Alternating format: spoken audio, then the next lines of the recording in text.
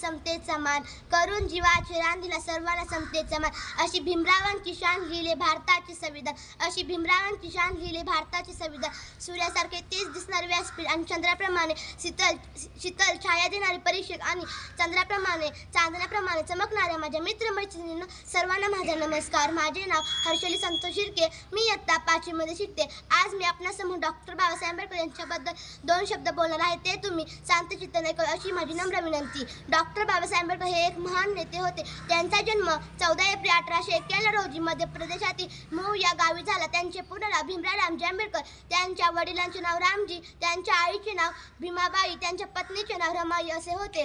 Doctor Babasaheb Ambedkar लहानपणापासून अत्यंत हुशार व महत्त्वाकांक्षी होते. दलित असल्याने शाळेत जीवनात त्यांना खूप त्रास सहन करावा लागला. तरीही त्यांनी विदेशात जाऊन उच्च शिक्षण घेतले. त्यांनी दलितांवर होणाऱ्या अन्यायाचा वाचा फोडण्यासाठी अनेक सत्याग्रह केले. त्यांनी दीन, दलित, श्रमिक, शोषित, स्त्री, अंधकारमय जीवनाला प्रज्ञेचा संदेश दिला. त्यांनी अस्पृश्यतेविरुद्ध मोठा लढा दिला. त्यांनी लोकांना शिका, संघटित व्हा आणि संघर्ष करा.